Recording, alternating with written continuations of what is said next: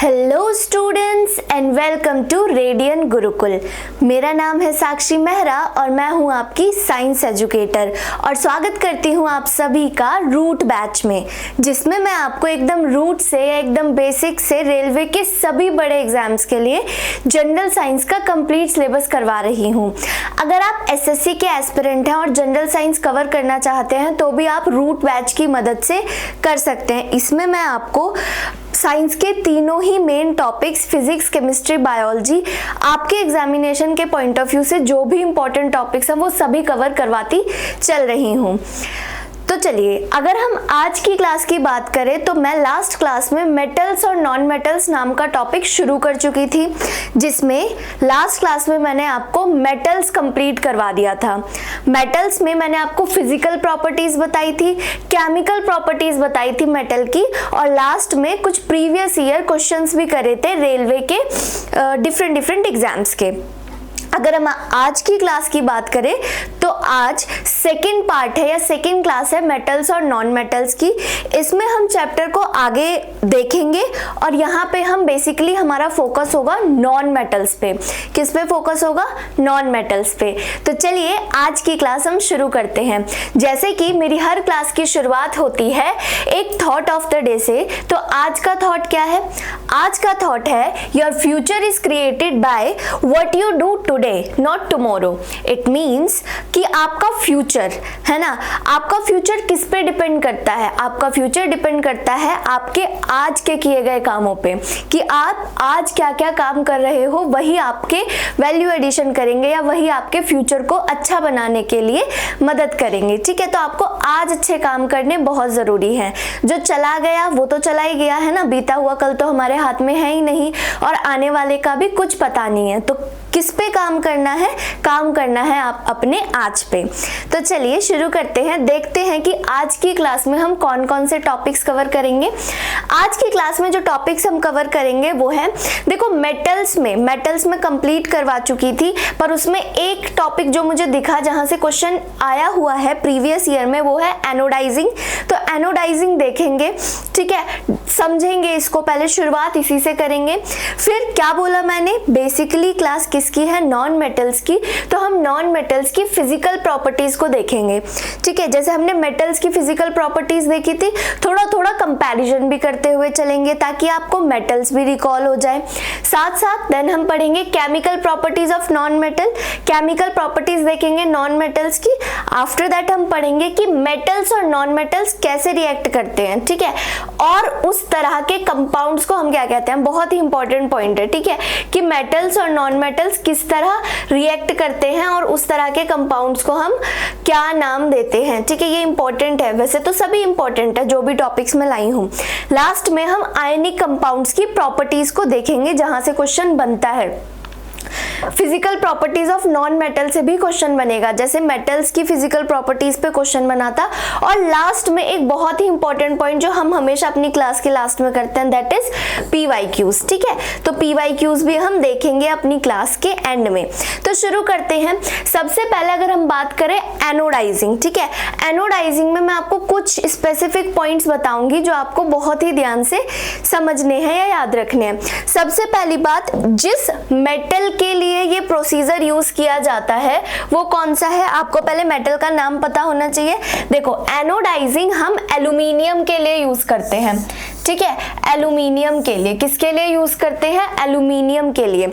मान लो ये मेरा कोई एल्यूमिनियम का आर्टिकल है या एल्यूमिनियम मेटल का कोई भी ऑब्जेक्ट है। ठीक है, अब मैं क्या करूंगी, अब आपको पता है मेटल्स की एक प्रॉपर्टी होती है कि जब भी आप मेटल्स को एयर से या नॉर्मल एनवायरनमेंट में एक्सपोज छोड़ दोगे, यानी मैंने क्या किया, यहाँ पे बहुत सारी हवा है, मॉइस्चर है, मैं इस मेटल को ऐसे ही छोड़ के चली गई तो क्या होगा, इसका कोरोजन हो जाएगा, है ना, जंग लग जाएगा इस पे।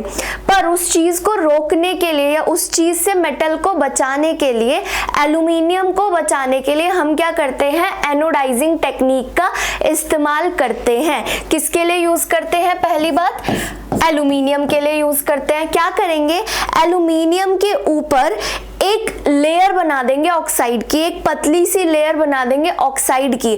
अब वो जो एक ऑक्साइड की लेयर बन गई, एक चादर बन गई, वो बचाएगी एल्यूमिनियम को कोरोजन से, ठीक है, फर्दर कोरोजन से बचाएगी, ठीक है।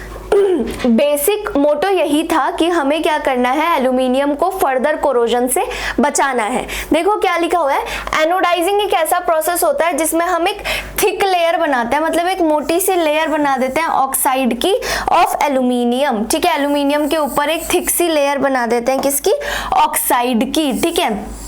अब वो जो ऑक्साइड की लेयर है वो क्या काम करेगी, ठीक है, मतलब एक मोटी सी लेयर बना दी हमने ऑक्साइड की, किस पे, एल्यूमिनियम पे।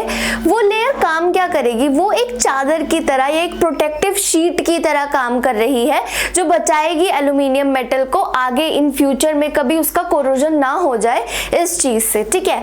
अच्छा, aluminium develops a thin oxide layer when exposed to air, ठीक है। जब भी एल्यूमिनियम एयर से एक्सपोज्ड होता है तो उसके ऊपर एक पतली सी लेयर चढ़ जाती है ऑक्साइड की। Aluminium oxide coat make it resistant to further corrosion, ठीक है। अब ये जो एल्यूमिनियम ऑक्साइड का कोट है, ये किस चीज से बचाता है उसको, एल्यूमिनियम के मेटल को फर्दर कोरोजन से, आगे इन फ्यूचर में कोरोजन ना हो पाए इस चीज से बचाता है। The resistance can be improved further by making the oxide layer thick, ठीक है। अब एक लेयर तो कैसे चढ़ी, जब एयर में एक्सपोज्ड है तब उसके ऊपर एक लेयर चढ़ जाती है ना। हमने पढ़ा था मेटल्स में कि मेटल्स को अगर आप ऐसे ही छोड़ दोगे तो उनके ऊपर वो ऑक्सीजन से रिएक्ट करेंगे, एक हल्की सी ऑक्साइड की लेयर बन जाती है ना। इसीलिए जब भी हम कोई भी मेटेलिक ऑब्जेक्ट लेते हैं पहले उसको क्या करते हैं, सैंड पेपर से रब करते हैं ताकि वो जो ऑक्सीजन की लेयर है या ऑक्साइड की लेयर है वो हट सके, ठीक है। अब एक लेयर तो एयर से चढ़ गई और दूसरी हम कैसे चढ़ाएंगे, एनोडाइजिंग से। तो अब क्या हो गई, थिक हो गई वो लेयर, मोटी हो गई, है ना। क्या लिखा हुआ है, the resistance can be improved, इस रेजिस्टेंस को और इम्प्रूव किया जा सकता है further by making oxide layer thick, हम ऑक्साइड की लेयर को और थिक बना के कर सकते हैं इम्प्रूव ड्यूरिंग एनोडाइजिंग। अब एनोडाइजिंग में होता क्या है, एक एल्यूमिनियम का आर्टिकल लेंगे जो कि जिसका हम क्या बनाएंगे, एनोड बनाएंगे। एनोड और कैथोड आपको पता है ना क्या होते हैं, ठीक है। अभी मैं ये पूरा प्रोसीजर आपको समझाऊंगी भी कि किस तरह से परफॉर्म होता है। और यहाँ पे जो हम इलेक्ट्रोलाइट यूज करेंगे या जो सॉल्यूशन जिसमें हम ये पूरा एनोडाइजिंग का प्रोसीजर कर रहे हैं वो क्या यूज कर रहे हैं, डाइल्यूट सल्फ्यूरिक एसिड, ठीक है। डाइल्यूट सल्फ्यूरिक एसिड, डाइल्यूट है इट मींस पानी प्रेजेंट है, डाइल्यूट का मतलब क्या होता है, वाटर के अंदर क्या प्रेजेंट है, आपका एसिड प्रेजेंट है, इसीलिए उसको क्या लिखा गया, डाइल्यूट, ठीक है। और सल्फ्यूरिक एसिड मतलब H2SO4, ठीक है। सल्फ्यूरिक एसिड मतलब H2SO4, ठीक है।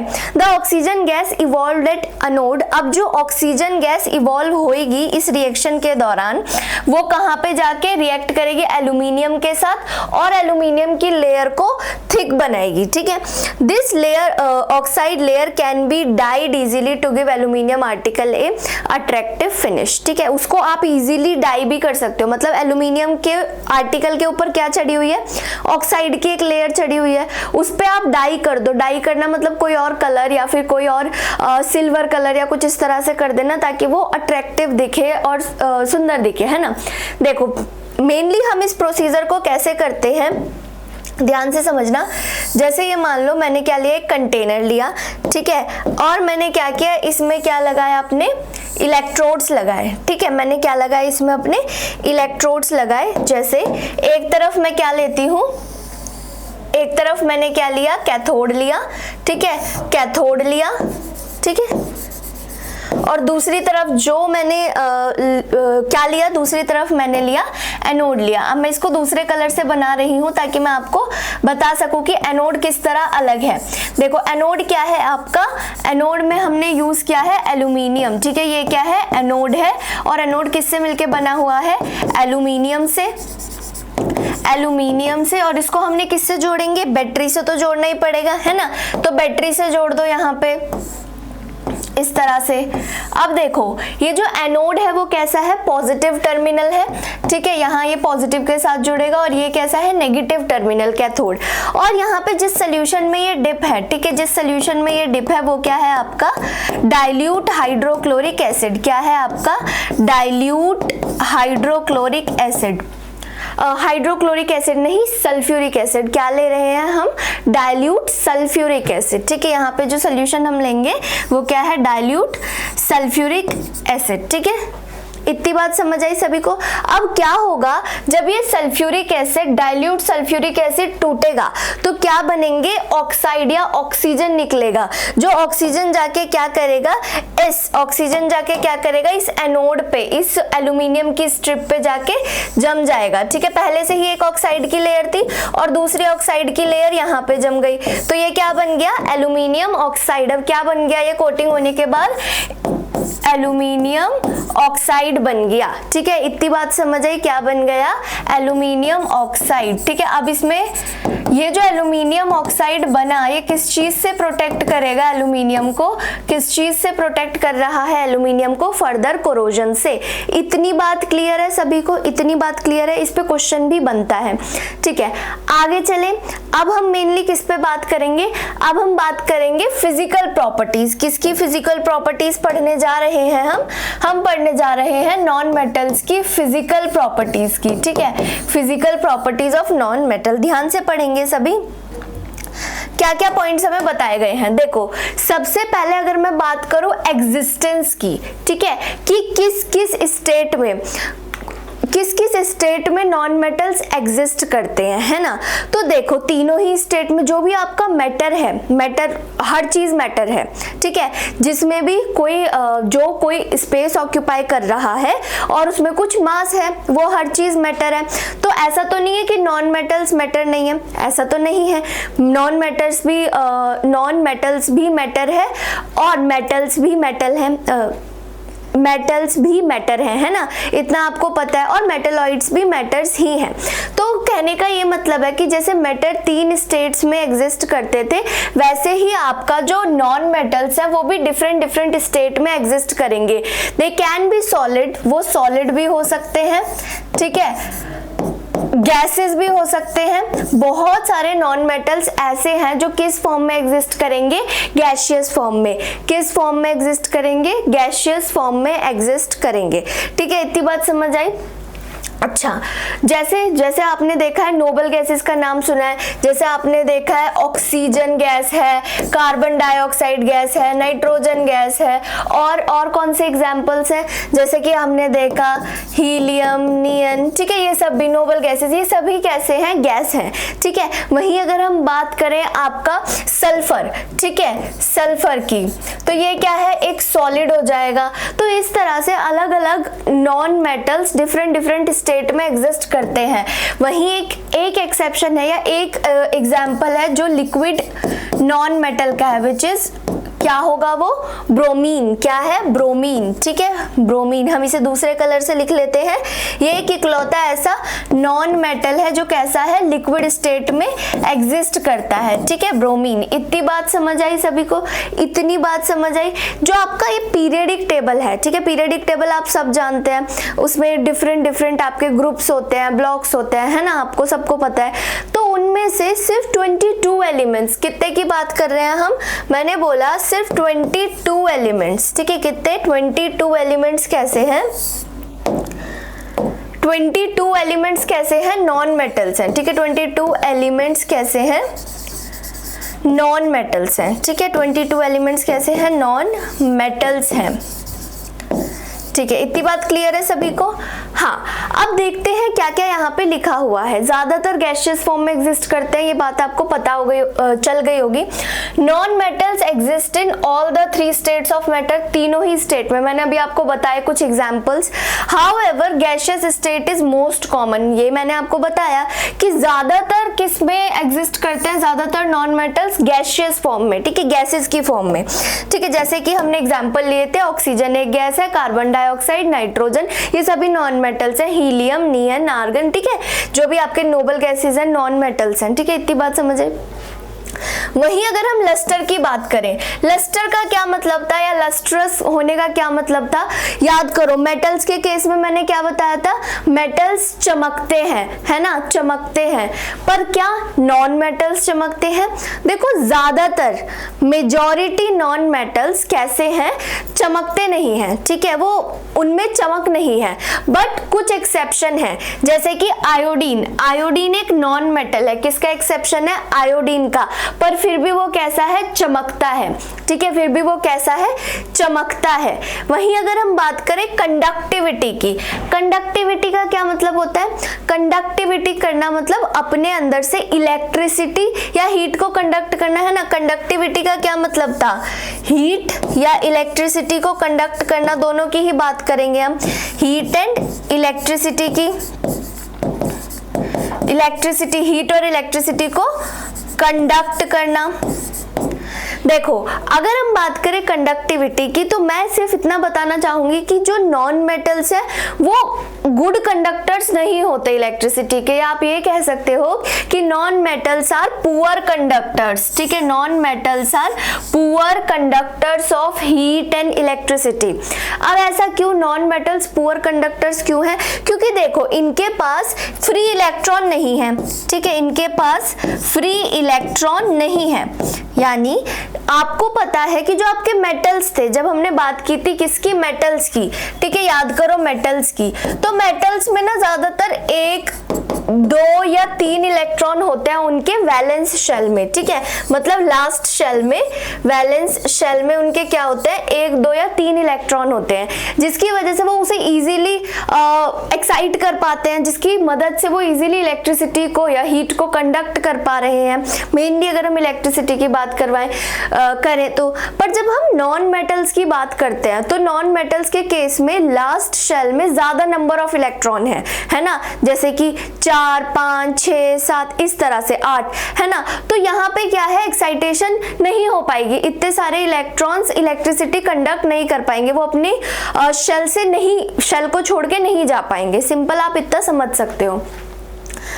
अच्छा, पर यहाँ पे भी एक एक्सेप्शन है, exceptions are really very important, ठीक है, एक्सेप्शंस ही इंपॉर्टेंट होते हैं, एक्सेप्शन से ही क्वेश्चन बन रहा होता है। जैसे यहाँ ग्रेफाइट का एक्सेप्शन है, ग्रेफाइट क्या है, ग्रेफाइट एक एलोट्रोप है कार्बन का, ठीक है, यानी समझते हैं, चलो एलोट्रोप क्या होते हैं। देखो ये तो एक छोटी सी बात है, इसको समझ लेना, लास्ट क्लास में भी बताया था, लिख लेना, ठीक है, अब मुझे थोड़ा स्पेस चाहिए तो मैं लिखती हूँ, देखो, ठीक है, तो अगर हम बात करें किसकी, ग्रेफाइट की, या फिर हम बात करें कार्बन की, ठीक है, तो कार्बन क्या है, आपका एक नॉन मेटल है, ठीक है, नॉन मेटल है। अब वो नेचर में 3 अलग अलग फिजिकल स्टेट में एग्जिस्ट करता है, वो 3 अलग अलग स्टेट में रहता है, नेचर में प्रेजेंट होता है नेचर में, और वो 3 अलग अलग स्टेट या 3 अलग अलग चीजें क्या है कार्बन की, देखो, जैसे कि एक है आपका एग्जाम्पल किसका, ग्रेफाइट का, दूसरा क्या है आपका डायमंड, और तीसरा क्या है आपका बकमिंस्टर फ्यूलरीन, ठीक है, बकमिंस्टर फ्यूलरीन, ठीक है, इतनी बात समझ आई। अब देखो ये तीनों ही क्या है, 3 डिफरेंट फॉर्म्स में नेचर में कार्बन पाया जाता है, ठीक है, ग्रेफाइट की फॉर्म में, डायमंड की फॉर्म में, बकमिंस्टर फ्यूलरीन की फॉर्म में, और इन तीनों को ही हम क्या बोलते हैं, एक शब्द तो देना पड़ेगा, क्या है ये तीनों चीजें, ये तीनों डिफरेंट फॉर्म्स ऑफ कार्बन क्या कहलाते हैं, एलोट्रोप्स कहलाते हैं, क्या कहलाते हैं, एलोट्रोप्स कहलाते हैं, एलोट्रोप्स ऑफ कार्बन, ठीक है, कार्बन के एलोट्रोप्स कहलाते हैं। अच्छा, तो देखो अगर हम बात करें, और यहाँ पे ये दोनों में ही बहुत इंपॉर्टेंट और अच्छी चीजें हैं, है ना, कुछ समझने वाला, जैसे ग्रेफाइट आपने कहाँ देखा है, आपकी जो पेंसिल होती है उसकी निप, है ना, वो किससे मिलके बनी होती है, ग्रेफाइट से। अब देखो हमने क्या बोला कि non metals are poor conductor of electricity, बेकार कंडक्टर है इलेक्ट्रिसिटी के, अच्छे से इलेक्ट्रिसिटी को कंडक्ट नहीं करते, अच्छे से क्या कंडक्ट करते ही नहीं है। वहीं अगर हम ग्रेफाइट की बात करें तो ग्रेफाइट एक एक्सेप्शन है। ग्रेफाइट एक गुड कंडक्टर है इलेक्ट्रिसिटी का। आप क्या कर सकते हो, आप एक सर्किट बना के एक पेंसिल लगा के उसे दोनों तरफ से छील लेना है ना, और वायर से कनेक्ट करके, बचपन में एक ऐसा एक्सपेरिमेंट हम सब ने किया था, मैंने भी किया था, तो उससे हम क्या कर सकते हैं, एक छोटा सा बल्ब जला के देख सकते हैं। तो आपको क्या पता चलेगा कि ग्रेफाइट एक एक्सेप्शन है क्योंकि ये कंडक्ट करता है इलेक्ट्रिसिटी को, ठीक है, इट कंडक्ट, ठीक है, कंडक्ट इलेक्ट्रिसिटी, क्योंकि इसमें जो, अब देखो यहाँ पे किस तरह से इलेक्ट्रॉन्स की अरेंजमेंट हो रखी है, वो सब तो नेक्स्ट चैप्टर की बात है, जब भी हम कार्बन या ऑर्गेनिक केमिस्ट्री पढ़ेंगे तब मैं आपको बताऊंगी इस बारे में। पर आप अभी सिर्फ ये समझ सकते हो कि यहाँ पे एक ग्रेफाइट के पास एक फ्री इलेक्ट्रॉन है, ठीक है, फ्री इलेक्ट्रॉन है फॉर एक्साइटेशन, जिसकी मदद से वो क्या कर पा रहा है, इलेक्ट्रिसिटी को कंडक्ट कर पा रहा है, ठीक है। दूसरा है डायमंड, ठीक है। अब देखो एक बात अगर मैं आपको बताऊं डायमंड की, तो ये है कि आपने जब पढ़ा था मेटल्स कैसे होते हैं, हार्ड होते हैं, ठीक है। मेटल्स की, मैं धातु की बात कर रही हूँ, वो कैसे होते हैं, हार्ड होते हैं, टफ होते हैं, कठोर होते हैं। पर वहीं जब हमने बात की आपके नॉन मेटल्स की, अब अगर सॉलिड है तो ठीक है, हम बोल सकते हैं कि उसके एटम्स थोड़े पास पास हैं, अरेंज हैं, सॉलिड अगर नॉन मेटल है, पर फिर भी वो कैसा होगा कि वो बहुत ज्यादा कठोर नहीं है, बहुत ज्यादा हार्ड नहीं है। नॉन मेटल्स हार्ड नहीं होते, या तो ज्यादातर कैसे गैसियस है, तो गैसेस तो हार्ड हो ही नहीं सकती, बट फिर भी डायमंड एक ऐसा नॉन मेटल है जो हार्डेस्ट नोन सब्सटेंस है।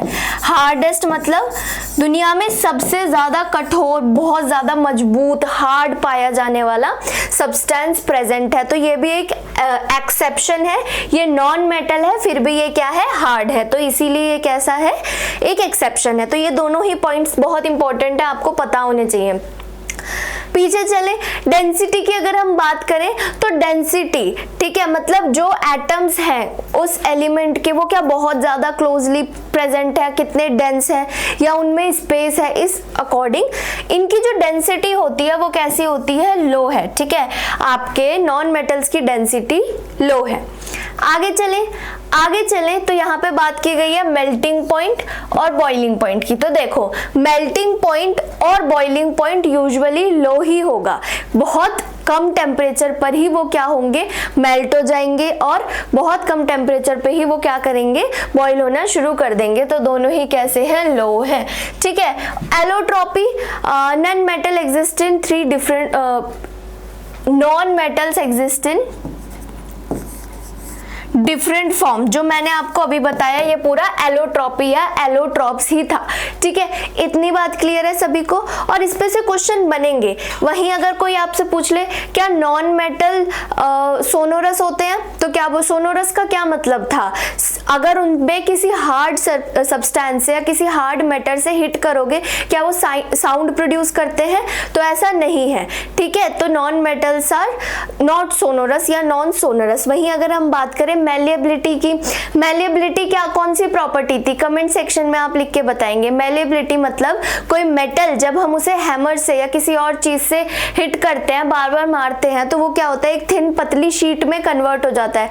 क्या नॉन मेटल्स के साथ ऐसा पॉसिबल है, नहीं, ऐसा पॉसिबल नहीं है। क्या डक्टिलिटी प्रेजेंट है, डक्टिलिटी मतलब एक मेटल को जब हम चाहे तो हम क्या कर सकते हैं, उसे बहुत ही लंबी पतली सी वायर में कन्वर्ट कर सकते हैं, ठीक है। अब ये जो मैलिएबिलिटी है, डक्टिलिटी की है, वो उसका अमाउंट कितना है, वो कितने हद तक कोई मेटल कर सकता है, वो डिपेंड करता है कि कौन से मेटल की बात की जा रही है, ठीक है। नॉन मेटल्स में ये कोई भी प्रॉपर्टीज नहीं होगी जो अभी तक मैंने आपको बोली, जैसे मैलिएबिलिटी, डक्टिलिटी और क्या बोला मैंने, सोनोरस, ठीक है, ये सब। आगे हम चले, नेक्स्ट आपको कुछ केमिकल प्रॉपर्टीज दी गई हैं नॉन मेटल की। 2-4 चीजें ही बताई गई हैं, थोड़ा ध्यान से पढ़ लो, समझ आ जाएगा कि क्या क्या बताया जा रहा है। अच्छा, जब नॉन मेटल ऑक्सीजन के साथ रिएक्ट करेगा तो जाहिर सी बात है नॉन मेटेलिक ऑक्साइड बनेगा, ठीक है, जैसे मेटल्स के केस में हुआ था, मेटल ऑक्साइड बन रहा था। अब ये जो ऑक्साइड्स हैं वो ज्यादातर कैसे होंगे, एसिडिक होंगे, ठीक है, एसिडिक होंगे। पर वहीं जब हमने मेटल्स की बात की थी, याद करो जब हमने किसकी बात की थी, मेटल्स की, तो मेटल के ऑक्साइड्स कैसे थे, मेटेलिक ऑक्साइड्स कैसे थे, याद करो बेसिक थे, मेटेलिक ऑक्साइड्स कैसे थे, बेसिक थे, ठीक है। पर वहीं अगर हम नॉन मेटल्स की बात करें तो इनके जो ऑक्साइड्स बनेंगे वो एसिडिक होंगे। इट मींस इससे एक चीज और पता चली कि जो एसिडिक ऑक्साइड है वो एसिड के साथ रिएक्ट नहीं कर सकता, है ना। तो देखो एक्शन विद डाइल्यूट एसिड, नहीं, डू नॉट रिएक्ट, ठीक है, वो रिएक्ट नहीं करेंगे। पर यहाँ पे जब हम ऑक्साइड्स की बात करते हैं तो यहाँ पे दो एक्सेप्शंस हैं, जैसे कि कार्बन मोनोऑक्साइड और N2O, ये दोनों कैसे हैं, न्यूट्रल ऑक्साइड है, यानी कि ना ही बेसिक है ना ही एसिडिक है, ठीक है। वहीं अगर हम इलेक्ट्रोकेमिकल बिहेवियर की बात करें तो जैसे अगर हम कोई भी आप अपने दिमाग में कोई भी आप क्या सोचो, नॉन मेटल का ध्यान करो, ठीक है। मान लो हम किसकी बात करते हैं, ऑक्सीजन की बात करते हैं। अब देखो इसमें कितना एटॉमिक नंबर है, इसका एटॉमिक नंबर है 8, ठीक है। तो इलेक्ट्रॉनिक कॉन्फ़िगरेशन कितनी हो गई, 2 और 6, ठीक है। इलेक्ट्रॉनिक कॉन्फ़िगरेशन हो गई 2 6। इट मींस अगर ऑक्सीजन को अपना ऑक्टेट कंप्लीट करना है तो जाहिर सी बात है ये किसी से 2 इलेक्ट्रॉन लेगा, अपने 6 इलेक्ट्रॉन देगा तो नहीं, है ना, दे नहीं सकता, इतनी एनर्जी इतनी हिम्मत उसमें है ही नहीं, तो वो किसी और से 2 इलेक्ट्रॉन लेने की क्षमता रखता है। तो जब कहीं और से 2 इलेक्ट्रॉन लेगा तो इसके ऊपर कैसा चार्ज क्रिएट हो जाएगा, नेगेटिव चार्ज क्रिएट हो जाएगा, ठीक है। इतनी बात समझ आई। तो नॉन मेटल्स क्या बनाते हैं और इस पे चार्ज कैसा आएगा, जब ये दो इलेक्ट्रॉन फालतू ले रहा है तो O2 नेगेटिव, ऐसे 2 नेगेटिव चार्ज आया ना, नेगेटिव चार्ज आएगा ना, तो मेटल क्या बनाते हैं, एनायंस बनाते हैं। जिन भी एलिमेंट्स के ऊपर या स्पीशीज के ऊपर नेगेटिव चार्ज होगा उसे हम क्या बोलेंगे, एनायन बोलेंगे। क्या बोलेंगे, एनायन बोलेंगे। क्यों, क्योंकि उसके ऊपर ये देखो, ये आपको दिख रहा है ना, ये आपको दिख रहा है, ये -2, ये क्या है, एक नेगेटिव चार्ज है, ठीक है। तो कैसे बना, ये इलेक्ट्रॉन के गेन से, इलेक्ट्रॉन लिया इन्होंने इस वजह से, और इसी प्रॉपर्टी को क्या बोला जाता है, इलेक्ट्रोनेगेटिविटी। इलेक्ट्रोनेगेटिविटी मतलब अपने ऊपर इलेक्ट्रॉन की नेगेटिविटी क्रिएट कर ली इन्होंने, ठीक है।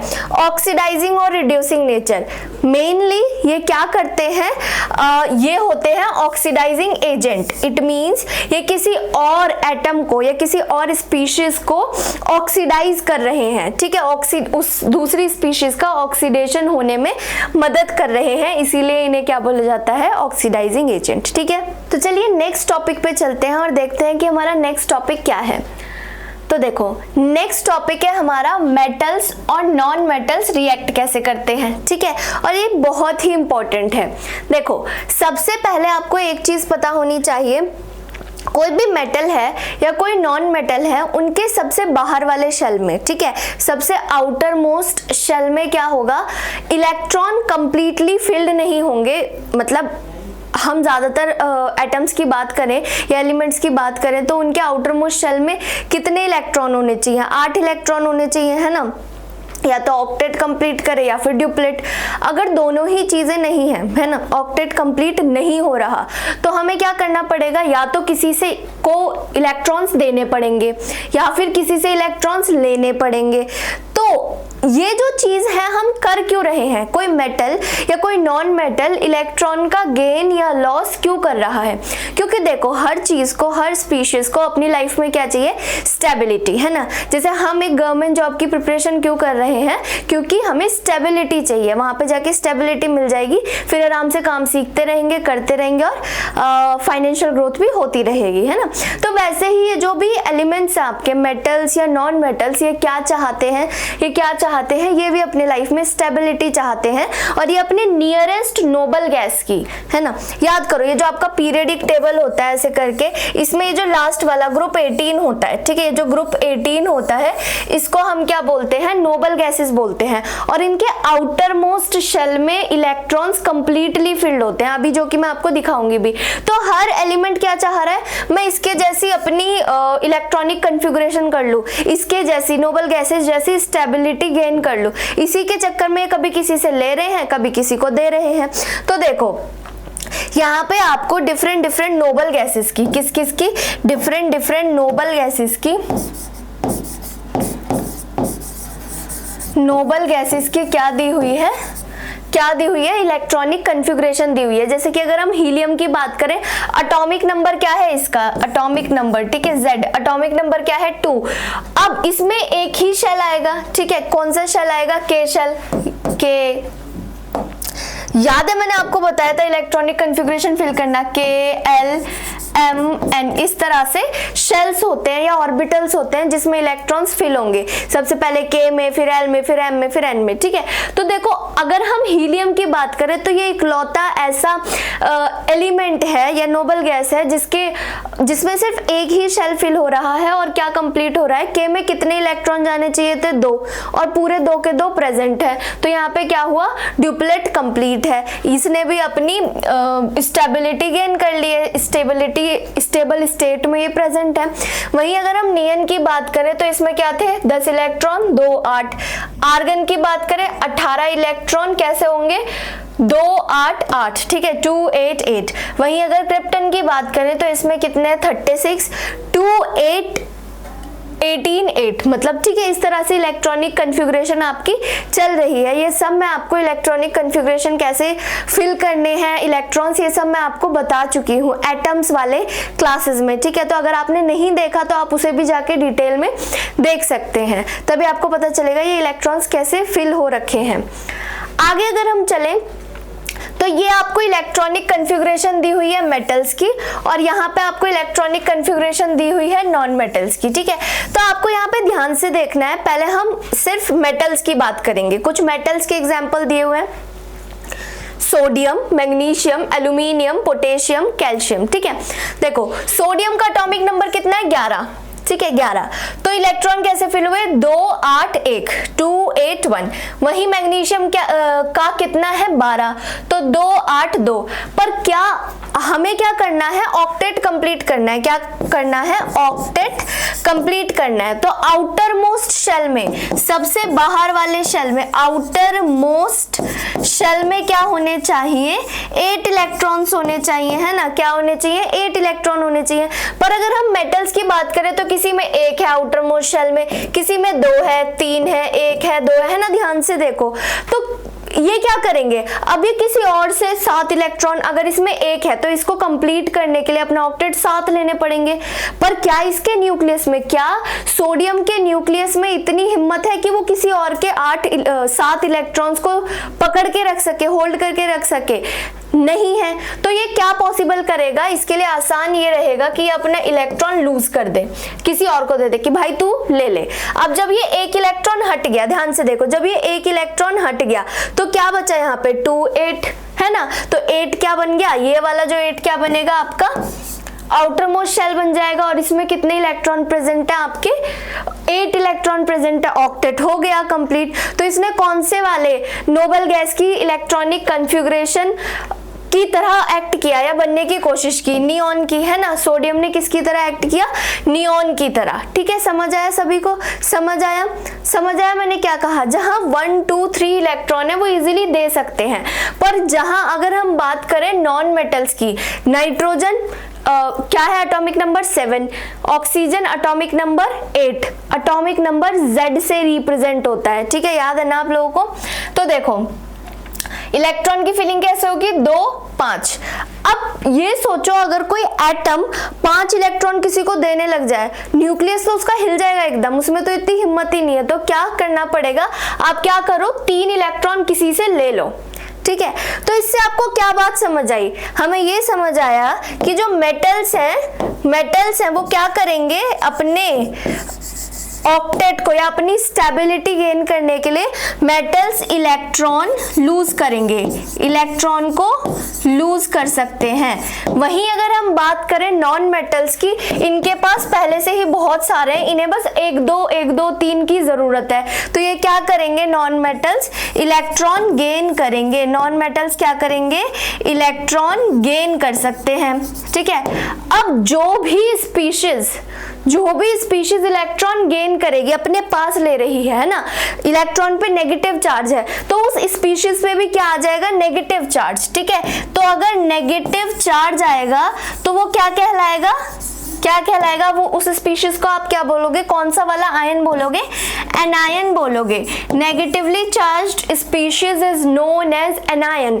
वहीं अगर हम मेटल्स की बात करें जो कि इलेक्ट्रॉन लूज कर रहे हैं, ठीक है, उन्होंने अपनी नेगेटिविटी दे दी, ठीक है, तो अब न्यूक्लियस में अगर आप दूसरे तरीके से समझो तो न्यूक्लियस में प्रोटॉन उतने ही हैं, ठीक है। मान लो अगर हम बात करें सोडियम की, तो सोडियम में क्या बोलेंगे हम, 11 प्रोटॉन है, 11 प्रोटॉन है और 11 ही क्या है आपके इलेक्ट्रॉन है। अब एक इलेक्ट्रॉन चला गया, एक इलेक्ट्रॉन, किसकी बात की हमने, सोडियम की, एक इलेक्ट्रॉन चला गया, तो अब इलेक्ट्रॉन कितने हो गए, एक इलेक्ट्रॉन के जाते ही अब इलेक्ट्रॉन हो गए 10 इलेक्ट्रॉन हो गए, है ना, 10 इलेक्ट्रॉन हो गए। तो ज्यादा अमाउंट किसका बढ़ गया, प्रोटॉन का।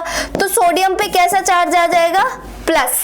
सोडियम पे कैसा चार्ज आ गया, प्लस, वो पॉजिटिव है, उस पे पॉजिटिव चार्ज आ गया। क्या आपको इतनी बात क्लियर है? और जिस भी स्पीशीज पे पॉजिटिव चार्ज होता है उसे हम क्या बोलते हैं, कैटायन। क्या बोलते हैं, कैटायन। ठीक है, समझ आया सभी को?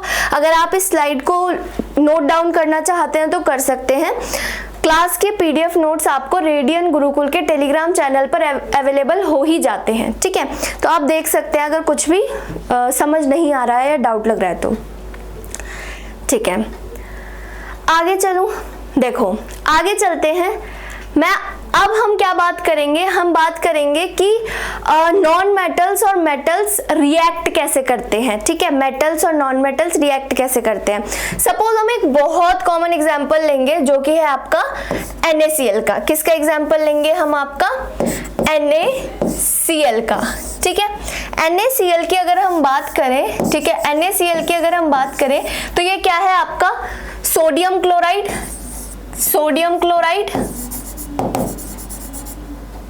क्लोराइड, या ये आपका वही है खाने वाला नमक जिसे हम टेबल सॉल्ट भी बोलते हैं। क्या बोलते हैं, टेबल सॉल्ट भी बोलते हैं, ठीक है, जो नमक हम खाते हैं वही है ये NaCl, टेबल सॉल्ट या सोडियम क्लोराइड। इतनी बात समझ आई? अगर आपको इतना क्लियर है तो देखो, अगर हम बात करें सोडियम की, ठीक है, सोडियम की, पहले आपको जब भी आपको क्या करना है, मेटल्स और नॉन मेटल्स का रिएक्शन करना है, ठीक है, रिएक्शन करना है, तो आप क्या करोगे, सबसे पहले आप हर चीज सिंपली लिखो। सबसे पहले आप लिखो कि सोडियम का एटॉमिक नंबर क्या होता है, ठीक है। तो हम लिखना शुरू करते हैं। सोडियम का एटॉमिक नंबर कितना होगा, 11, ठीक है, सोडियम का एटॉमिक नंबर 11 होगा। इलेक्ट्रॉन कैसे प्रेजेंट है, 2, 8, 1। वहीं अगर हम बात करें क्लोरीन की, क्लोरीन का एटॉमिक नंबर कितना होता है, 17, ठीक है, तो इलेक्ट्रॉन्स कितने होंगे, 2, 8, 7। अब आपको क्या करना है, सोडियम में जितने भी आउटर मोस्ट शेल में इलेक्ट्रॉन है उसको आप क्या करो, डॉट से रिप्रेजेंट करो, ठीक है। सोडियम एक मेटल है तो उसके आउटर मोस्ट शेल के इलेक्ट्रॉन कितने, 1 है, तो उसे ऐसे डॉट से रिप्रेजेंट करो।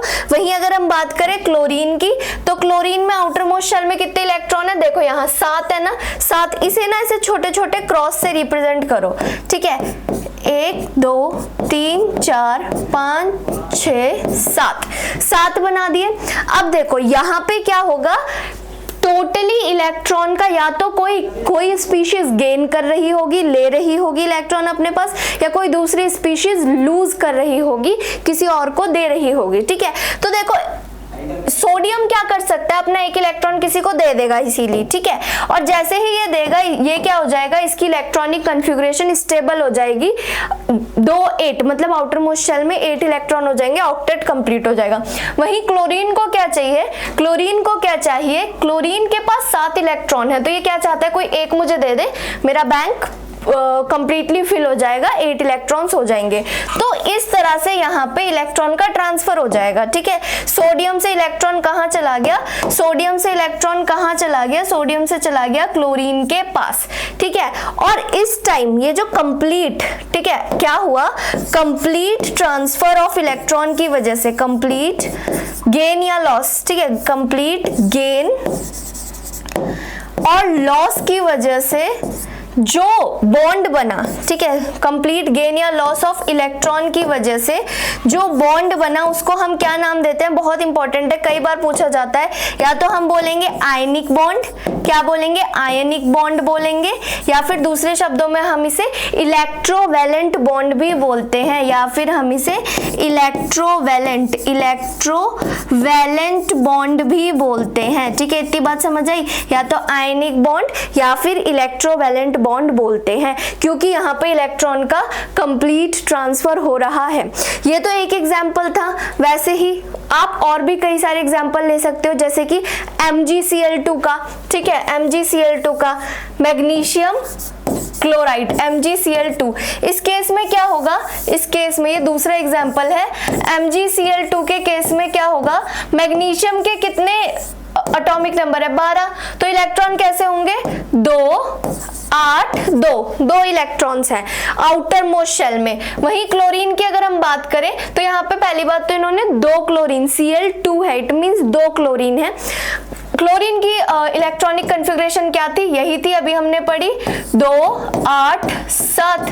यानी अब आप खुद ही सोचो कि हमने 2 क्लोरीन क्यों लिए, क्योंकि मैग्नीशियम को 2 इलेक्ट्रॉन देने हैं, और एक क्लोरीन की टेंडेंसी है कि वो सिर्फ लास्ट में क्या है, 7 इलेक्ट्रॉन है ना, उसको कितना चाहिए, सिर्फ एक चाहिए। पूरे 2 अगर एक ही एटम ले लेगा, एक ही क्लोरीन ले लेगा, तो फिर मतलब ज्यादा इलेक्ट्रॉन आ जाएंगे उसके ऊपर, तो भी उसका न्यूक्लियस नहीं संभाल पाएगा और तो भी उसका ऑक्टेट कंप्लीट नहीं होगा, अभी भी इलेक्ट्रॉनिक कन्फिग्रेशन अनबैलेंस्ड ही रहेगी, बैलेंस नहीं होगी।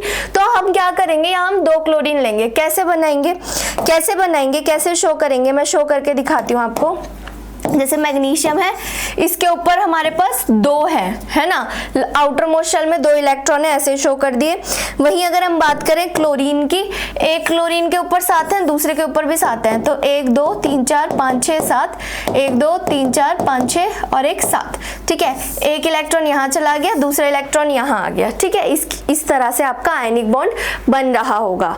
अच्छा, इतनी बात क्लियर है। देखो यहाँ पे आपको सोडियम क्लोराइड के बारे में बताया हुआ है कि कैसे आयनिक बॉन्ड बना, और यहाँ पे आपको सब कुछ जो भी चीजें मैंने बताई, यहाँ पे आपको मैग्नीशियम क्लोराइड का केस भी अच्छे से दिया हुआ है कि कैटायन कौन बनेगा, एनायन कौन बनेगा। जो इलेक्ट्रॉन ले रहा है, नेगेटिव चार्ज डेवलप कर रहा है, वो क्या बनेगा, एनायन बनेगा, और जो इलेक्ट्रॉन लूज कर रहा है और उसके ऊपर पॉजिटिव चार्ज आ रहे हैं, वो कैटायन बनेगा। ठीक है, आप सब कुछ पढ़ सकते हैं, इसमें सब कुछ वही चीजें लिखी हैं जो मैंने आपको बताई। ठीक है, अच्छा, ये एक पॉइंट पढ़ लो, क्या है ये पॉइंट, देखते हैं। सोडियम एंड क्लोराइड आयन, ठीक है, Na और Cl, ठीक है, सोडियम और क्लोराइड आयन, Na प्लस और Cl माइनस। आयन बोला ना तो इट मीन्स चार्जेस होंगे। ठीक है, बीइंग अपोजिटिवली चार्ज्ड, अपोजिट है ना चार्ज में, एक पे प्लस चार्ज है, एक पे माइनस चार्ज है, इट मीन्स अपोजिटिवली चार्ज है। अट्रैक्ट ईच अदर, एक दूसरे को अट्रैक्ट करते हैं, और कैसे होल्ड किए हुए हैं, कैसे एक दूसरे के साथ अटैच है, ये स्ट्रॉन्ग इलेक्ट्रोस्टैटिक फोर्स की वजह से। मतलब इनके बीच में बहुत ज्यादा एक स्ट्रॉन्ग फोर्स ऑफ अट्रैक्शन है, जिसकी वजह से ये किस फॉर्म में एग्जिस्ट करते हैं। आपने सॉल्ट के क्या देखे हैं, क्रिस्टल्स देखे हैं, वैसे ही जो भी आपके आयनिक या इलेक्ट्रोवैलेंट कंपाउंड्स होते हैं वो क्रिस्टल्स की फॉर्म में एग्जिस्ट करते हैं। कैसे रहते हैं, क्रिस्टल्स की फॉर्म में, क्योंकि जो आपके आयंस हैं, 2 डिफरेंट आयंस हैं, उनके बीच में इलेक्ट्रोस्टैटिक फोर्स लग रहा है। ठीक है, कौन सा फोर्स लग रहा है, strong electrostatic force, strong electrostatic force लग रहा है। ठीक है, हाँ, तो आप ये सब पढ़ सकते हैं।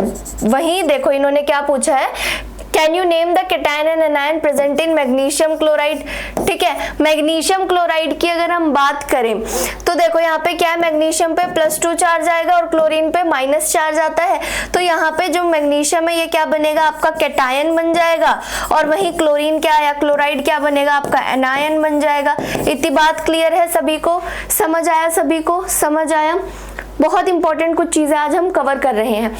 अब क्या है, नेक्स्ट टॉपिक है आपका physical properties of ionic compound. Question पूछा जा सकता है, आयनिक कंपाउंड की फिजिकल प्रॉपर्टीज पे क्वेश्चन बन सकता है। तो क्या क्या है फिजिकल प्रॉपर्टीज, देखते हैं।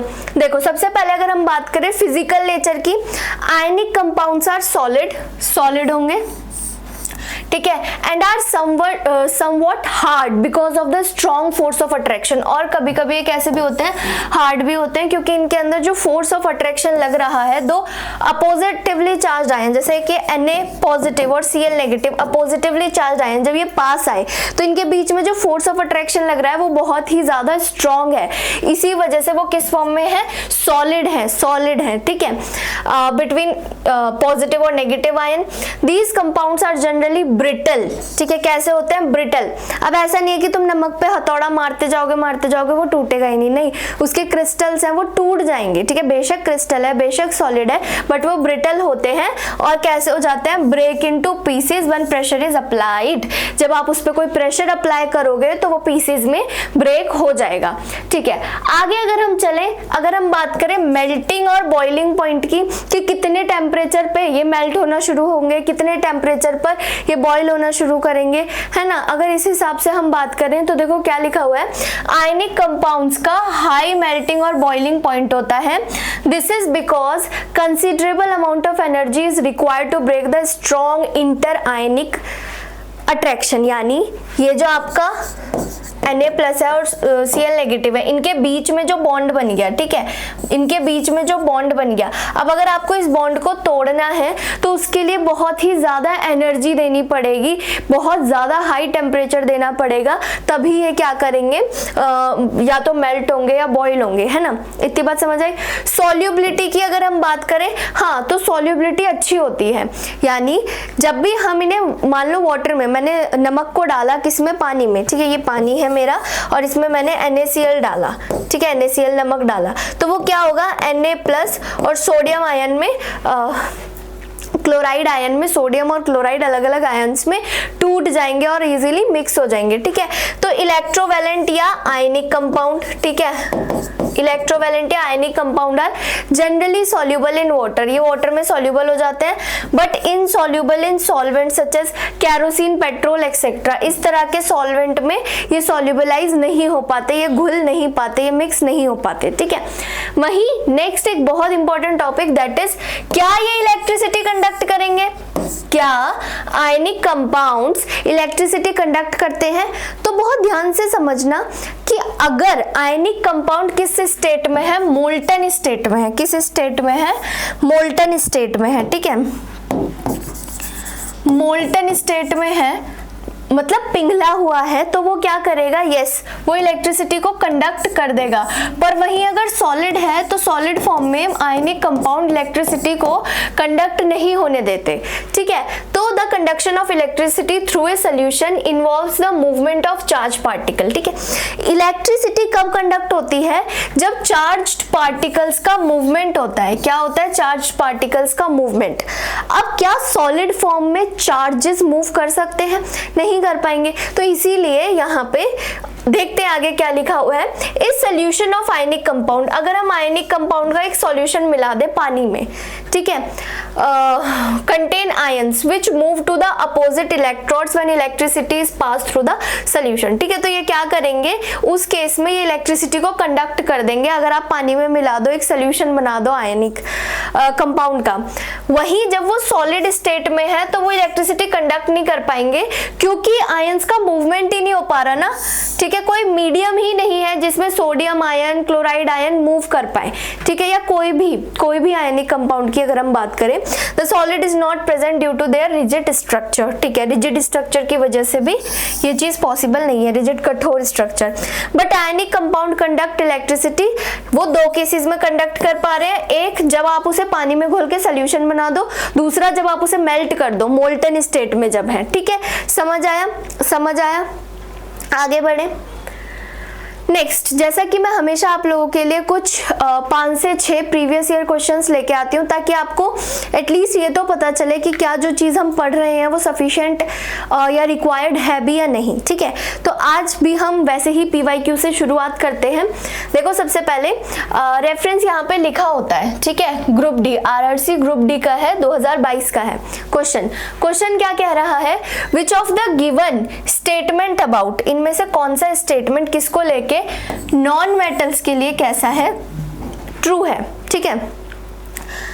क्या नॉन मेटल्स इलेक्ट्रोपॉजिटिव होते हैं? इलेक्ट्रोपॉजिटिव मतलब क्या वो इलेक्ट्रॉन को लूज करते हैं? इलेक्ट्रोपॉजिटिव का सिंपल मतलब आप ऐसे याद रखो, इलेक्ट्रॉन को लूज करते हैं। बताओ, नॉन मेटल इलेक्ट्रॉन को लूज करते हैं? नहीं। नॉन मेटल्स कौन से थे? याद करो, जैसे कि ऑक्सीजन, जैसे कि नाइट्रोजन, जैसे कि क्लोरीन, जिनके आउटर मोस्ट शेल में 3 से ज्यादा, 4 या 4 से ज्यादा इलेक्ट्रॉन्स थे, है ना, जैसे कि कार्बन। तो उस केस में वो क्या करेंगे, वो किसी को दे नहीं सकते, वो क्या करेंगे, किसी से लेंगे। तो वो कैसे बन जाएंगे? इलेक्ट्रोनेगेटिव बन जाएंगे। And formed by gaining electron, ठीक है। और वो कैसे इलेक्ट्रॉन फॉर्म करते हैं? कैसे बॉन्ड फॉर्म करते हैं? इलेक्ट्रॉन्स को गेन करके। तो मुझे तो ये सही लग रहा है, ठीक है। फिर भी हम ये वाला पॉइंट भी, बाकी पॉइंट्स भी आपको पढ़ने हैं, बाकी ऑप्शंस भी पढ़ने हैं। Non metals are electropositive, again नहीं, इलेक्ट्रोपॉजिटिव तो नहीं होगा, यहाँ पे भी इलेक्ट्रोपॉजिटिव नहीं था, तो ये ए ऑप्शन नहीं है, सी ऑप्शन नहीं है। Non metals are electronegative in nature, हाँ सही बताया। And bonds by losing, and form bonds by losing electron, क्या वो बॉन्ड इलेक्ट्रॉन को लूज करके बना रहे हैं? नहीं, इलेक्ट्रॉन लूज करके नहीं बनाते, इलेक्ट्रॉन गेन करते हैं, अभी हमने पढ़ा। तो the correct answer is option B, correct answer is option B. आगे चले नेक्स्ट क्वेश्चन पे। अच्छा, नेक्स्ट क्वेश्चन क्या है देखते हैं। The allotrope of which non metal conduct electricity, कौन से नॉन मेटल का एलोट्रॉप इलेक्ट्रिसिटी कंडक्ट करता है? मैंने आपको आज की क्लास में सिर्फ एक ही नॉन मेटल पढ़ाया जिसके 3 एलोट्रॉप्स थे, ठीक है। कौन सा था वो? कार्बन, ठीक है। और उसका कौन सा एलोट्रॉप था जो इलेक्ट्रिसिटी कंडक्ट कर रहा था? ग्रेफाइट, है ना, ग्रेफाइट। तो सिंपल सी बातें देख लो, ये भी है आपका ग्रुप डी का 2022 का क्वेश्चन है। सल्फर, फास्फोरस, कार्बन या ऑक्सीजन? सिंपल सी बात है, अभी बताया, कार्बन, है ना, कार्बन। आगे चले। अच्छा, which of the following is not generally the properties of non metals, इनमें से कौन सी प्रॉपर्टी नहीं है नॉन मेटल की? नॉट पूछा गया है, ध्यान से पढ़ना है, ठीक है। आरआरबी एनटीपीसी का क्वेश्चन है 2021 का, ठीक है, ध्यान से देखते हुए चलेंगे। डल और लैकलस्टर, हाँ ठीक है, सही है, होती है, ठीक है। ये प्रॉपर्टी डल होते हैं ना, वो अपीयरेंस में चमचमाते नहीं है, बस एक एक्सेप्शन है। क्या वो कंडक्टर्स हैं? क्या वो कंडक्टर्स हैं? कौन आपके नॉन मेटल्स? नहीं, ज्यादातर नॉन मेटल्स आर कैसे होते हैं? कंडक्टर्स नहीं होते, एक आध एक्सेप्शन है। क्या वो ब्रिटल है? क्या वो ब्रिटल है? क्या वो ब्रिटल है? हाँ, ब्रिटल होता है ना, ब्रिटल एज इन ब्रिटल का क्या मतलब होता है? यानी अगर आप उस पे हथौड़ा मारोगे तो वो टूट जाएगा, है ना, टूट जाएगा। हाँ, हथौड़ा मारोगे या कुछ भी किसी भी चीज से फोर्स अप्लाई करोगे, हथौड़ा सिर्फ एक कहने का तरीका था, मतलब ये होता है कि जब भी आप उस पर फोर्स अप्लाई करोगे। वहीं अगर हम बात करें कि ये लाइट सब्सटेंसेस होते हैं, हल्के पदार्थ होते हैं, ठीक है। क्या ये हल्के पदार्थ हैं? जरूरी नहीं है, ठीक है, जरूरी नहीं है।